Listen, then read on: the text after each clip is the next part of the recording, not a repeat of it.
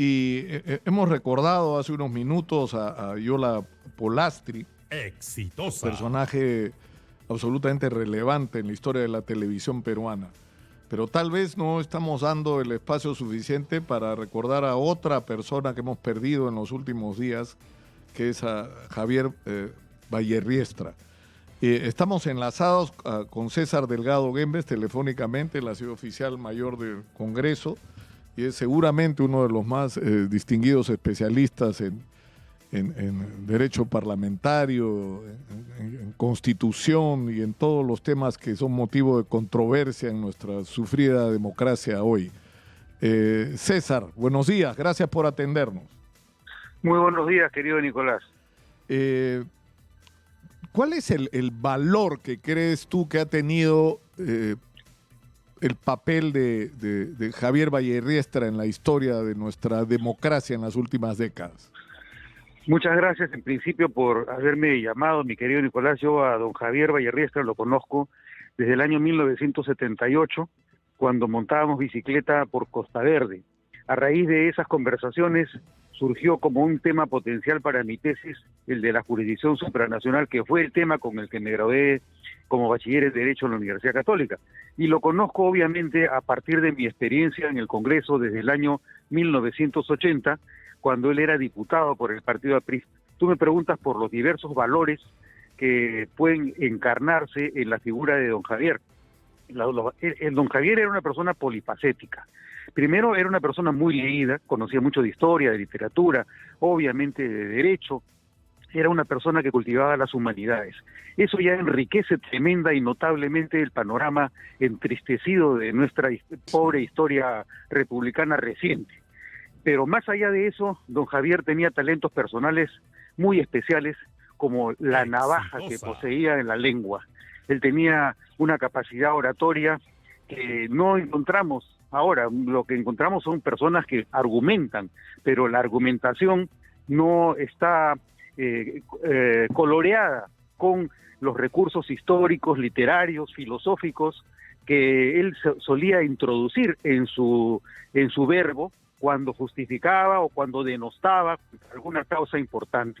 Don Javier era un excelente abogado, tenía una condición semejante a la que probablemente en la Grecia antigua tuvieron Licurgo o Demóstenes por la capacidad oratoria, muy distinta a la capacidad oratoria de Alan García, que era un orador más que para el púlpito, era un orador para las plazas, y lo hace muy bien también. Yo no soy aprista, pero no quiere decir que porque uno no lo sea no pueda reconocer los valores que están más allá y que trascienden las diferencias políticas.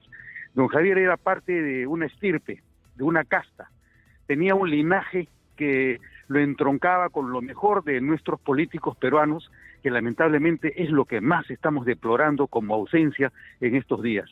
Don Javier Vallerriestra era un hombre que, además de cultivar el derecho, la filosofía, la literatura, la historia, era un hombre con un corazón muy amplio, era muy generoso. Don Javier era una persona muy generosa, ha tenido muchos gestos de generosidad que yo le debo reconocer y que prefiero mantener en privado, pero ahora nos deja el legado como una tremenda valla que difícilmente veo que alguien pueda cumplir. Porque, mira, después de todo las atrocidades que se están perpetrando en el Congreso, es importante recordar que, por ejemplo, en el debate para la Constitución del año 79, él cumplió un rol trascendente en temas tan importantes como el Tribunal Constitucional o como ¿no es cierto? El tema de la jurisdicción de la internacional, ¿no es cierto? O sea, es decir, el reconocernos como parte de la comunidad internacional, la suscripción de convenios y el reconocimiento de la vigencia de la justicia supranacional, ¿no? Así es. Mira, don Javier no solamente introdujo en el Perú por primera vez lo que en ese entonces se llamó el Tribunal de Garantías Constitucionales, que fue una réplica del Tribunal de Garantías de la Constitución Española de 1931.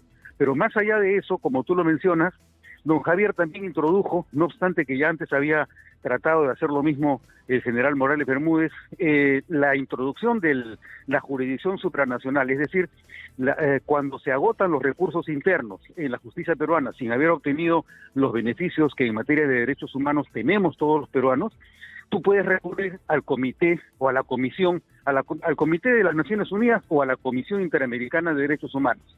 Ahí se agotan las posibilidades del recurso individual, pero además de haber introducido el artículo 306 de la Constitución de 1979, también se preocupó de otro aspecto muy importante, que es el que ahora nos está acosando a muchas personas pensando que debemos retirarnos de la Corte Interamericana de Derechos Humanos, que es la inclusión de la disposición 16ª transitoria en la Constitución de 1979, que es la que reconoce la competencia obligatoria de la Comisión y de la Corte Interamericana para el Perú. Esto ha ocurrido desde el año 1979. Obviamente, el desempeño de estas instituciones no depende tanto del reconocimiento que tenemos en la Constitución, sino de quiénes son los operadores y de los usos buenos o malos que hagan de las instituciones que tienen un fin positivo para el Perú. Pero lamentablemente a veces los operadores se equivocan. Claro, claro. Ahora, hay algo que a mí me llamó siempre la atención de él, ¿no? O sea, por ejemplo, el caso de Víctor Polay. Es decir, Víctor Polay, a diferencia de los líderes senderistas, cuando se produjeron los testimonios ante la Comisión de la Verdad, no solo reconoció el haber actuado incorrectamente, sino pidió perdón a la sociedad peruana. Y Javier Vallerriestra asumió su defensa precisamente en las instancias internacionales, introduciendo algo que parecía sorprendente, porque claramente, pese a que en algún momento compartieron el mismo partido, o sea, Víctor Polay fue enviado por Víctor Raúl Haya de la Torre junto con Alan García, porque era uno de los delfines, digamos, del APRA, ¿no? A Europa. Con Carlos Roca. Claro, y Carlos Roca, claro. Y él terminó, al igual que había ocurrido con De la Puente Uceda, en aventuras estas militaristas, ¿no? Como la del MRTA. Sí. Pero Javier Vallerriestra estaba como por encima, decía, hay que reconocer a la gente que es capaz de arrepentirse y hay que darles el derecho a reincorporarse a la sociedad, que es algo impensable en el Perú hoy, ¿no?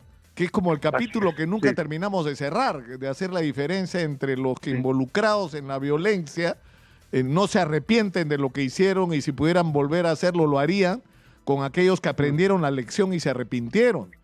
Y se arrepintieron, claro. Mira, otra cosa importante de don Javier es que él también fue uno de los abanderados en materia de extradición, porque él mismo fue un asilado político en España durante el periodo del gobierno militar. A partir de esas experiencias, él incluso tiene un tratado sobre la extradición en el Perú, que es el que se utiliza como manual cuando se necesita recurrir a un proceso de extradición. Ese es otro aspecto de su productividad en materia jurídica. Una pena la pérdida de Javier Vallerriestra y una pena sobre todo porque, como decía yo al comienzo del programa de hoy, es una especie en extinción, lamentablemente, en el Perú, ¿no? O sea, donde la política ha terminado en manos de los peores, ¿no? Y en demasiados casos de simple y llanamente sinvergüenzas. Pero hay que tener esperanza, mi querido Nicolás, y confiar que la juventud aprenderá las lecciones que estamos viviendo ahora y se nutra de experiencias como la de don Javier Vallerriestra, que, como te repito, perteneció a una estirpe, a un linaje de gente que tenemos que recuperar porque nos lo merecemos como peruanos. Por supuesto que sí. Muchas gracias. Muchas gracias, Un César. abrazo, Nicolás, un abrazo.